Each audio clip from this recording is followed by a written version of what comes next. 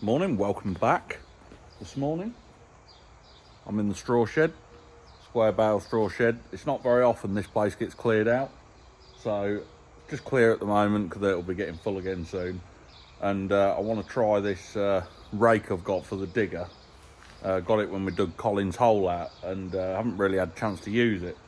So I'm going to see if I can clear all this straw, because I just want to blind it all off some stone, make it nice, and get it all rolled for ready when we start filling it with straw. So let's go and put it on and go and have a go with it.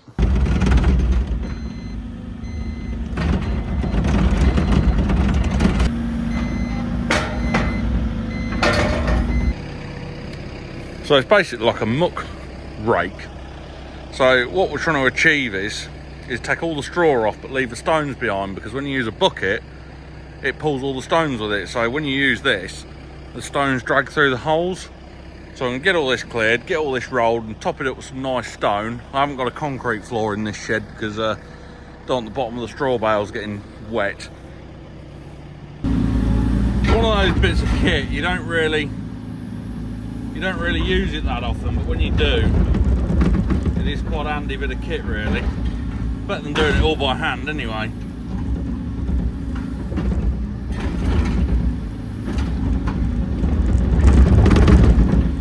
They could have probably done, there was two different choices. I either had this one or you could get one where the tines were like closer together, but it wasn't quite as heavy duty, whereas this one would dig tree roots out. So yeah, it's quite good. I did the garden with it the other day and pulled any stones out. That was quite good. But anyway, right, let's get on and get some stone down on this floor so we can get it all ready to fill up with straw. Just bucketing some loads around now. I'm just going to put about 20 ton in here just to sort out the floor. And I'll come in with a digger in a minute and just give it a bit level out, and then give it a bit of a roll as well. But whilst we've been doing all that, we've been digging some ponds as well. Nice one here, nice little, well, it's a government scheme. So, but what actually happened was I let somebody else go on the digger and they decided to pull the track off in the pond. So yeah, I was very, very pleased. But anyway, it is what it is. And voila, that's tidied that up a bit. That's all right. We'll probably just get it rolled, get the kit back in, so that's all ready for the straw coming in there this year. Got Adam here servicing the tractor, and the ice cream man's come to see us. Hasn't he, Adam? Oh, I'll pay, yeah. Put into that, Adam. Yeah, good service. I know. Nice, isn't it, Adam? Supposed to be doing the tractor, but we're having ice cream. Right, so we're on to this now. This is a little Kubota off-road and, well, ATV or whatever you want to call it. And a few weeks ago I was asked to put some drive shafts in. Just these ones just here. But it's it's not a hard job, but it's a pain because you have to remove the whole rear axle from it to do both sides. And I've bought some nice cheap Chinese ones, and well, they've lasted about 5 hours and completely dropped to bits. So we need to have a look and see what's actually gone on. And I've actually got a genuine one just round here now. I mean, the price difference between genuine and Chinese was astronomical, I think. So for this one here, this is a genuine part. You'd have one of these each side. And this was about £600 for one. Whereas the Chinese ones which are on it, they were £200 for two. So you can see, well, I don't know. Let's take it off and have a look, because I'm not very happy, because it's a job I didn't want to have to do, really. This is the axle, look. Put some new bearings in there. I thought, ah, yes. Lovely, cheap Chinese engineering. That is just what we want. And I've got to try and get this out. We've got to drop the axle as well to get the new one in. Next part, we just pull this shaft out. Like that. So I'm going to have to top it up with oil again. We'll see what's happened to this end. I've just pulled the shaft out at the end of this, look. and it's completely sheared that off, which is great. And then, look, it's actually, they should be all straight. It's actually twisted the steel. So some nice Chinese steel there. Whilst that's draining, we can see that, so this is genuine Chinese. This shaft here is actually supposed to be that one. So look at the difference in the size of the shafts. No wonder it's snapped. Look, this one's like twice as fat. So, and then the yokes as well. If we put them against it, look, they're a lot thicker, a lot stronger. So I'm not really surprised it broke. I mean, I thought I'd give it a go, but I think that. I've just looked on the hour clock, 'cause I always write the hours down. That's lasted for 5 hours. So, yeah. Right, we'll let it down now, if it'll go. Oh, what's it stuck on? Oh, I just need to push this back in. If we just lift back up. Oh, now the shaft's stuck because it's Chinese. Excellent. So before this goes back together, you have to make sure these line up, but these UJs have to be in line. But look, there's actually a marked shaft there, so you can't get it in the wrong place. So if I just keep twisting that round, just there, look, it's got a keyway shaft out. So we'll get that lined up and try and get it back together.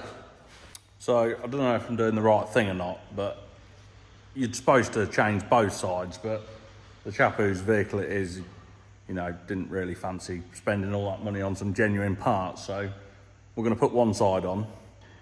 Probably a month or two's time, probably a few weeks' time, probably days' time, we might end up putting the one on the other side as well. But for the moment, it's having one genuine on one side and one Chinese on the other. So I think we all know what's going to be happening in a few weeks' time. But I've just noticed a size difference. If I stand here, look at the size. That's genuine, non-genuine. So that's the one that's lasted a little bit longer than the other side one. Look at the size difference between them. So I know the saying, you buy cheap, you buy twice, and I'm certainly learning my lesson about that at the moment because it's hot. But we'll get it done in a minute anyway. If we notice as well, I haven't put the CV joint on yet. Look at the size of that one compared to that one. Like nearly twice the size, isn't it? No wonder it just snapped off and sheared and broke. Nearly back together. Just get that one done back up. That one's on, the old gator on. Just got to put some zip ties around it now. Do the hubs up, wheels on. And you might see this in another future video, having the axle off again. Next up, got myself a little skip just here. This is for the workshop. It was actually going to go in the scrap bin. And this is all my offcuts for the plasma cutter now. So I'm going to keep that here, and I just need some little caster wheels so I can push it around like the welding table. If we move over to this bit, we've got a new hedge cutter. Well, new hedge cutter head. So this is the original hedge cutter head just here on the McConnell hedge cutter. And basically the big rotor shaft that runs through the middle there, the pump on the end, the splines are knackered. And for the new shaft was quite expensive. I think it was like £2,000 or something crazy.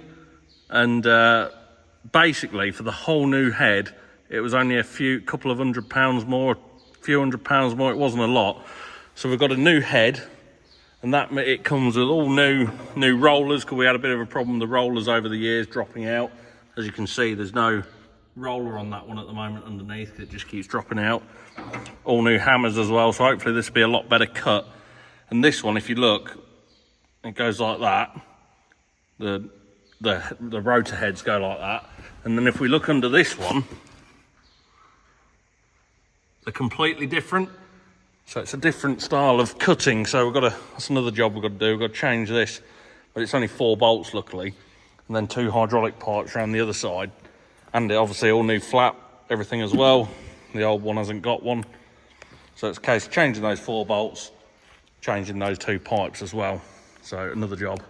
I still haven't had time to use the welding table yet. It just sits there. So one other little update before we go. If you remember a few videos ago, we had the battery powered welder. Well, I've gone out and got a battery powered welder, but it hasn't got the batteries with it at the moment. So, because you can buy it individually, you see, because this still works as a welder on here without the batteries. So you buy the box and you can buy the batteries for it as well. So I've got this just to see how I get on with it, just to make sure I'm, you know, happy with it before we go out and make that commitment. But what I will say, a lot of people in the comments and even myself in the video, like, I was quite surprised about the price. It was like ridiculous. It was like, I can't remember what it was now, but it was ridiculous. But what I will say is, if you actually speak to the merchants and stuff, they do you a lot better price than what's online. So I mean, I can't even remember what the price is online. I think it's like £3,500, something absolutely insane. Whereas, like, if you go direct to the merchants or shop around, you can actually get it for £2,500. But then without the batteries and all that stuff, it's a lot cheaper. But it's the batteries that are the big investment. So at the moment, we're going to have a go with this. Then in a few months' time, hopefully, we'll have a look at maybe getting the battery pack to go with it, so we can do some welding around the place. So another thing to watch out for in one of these videos.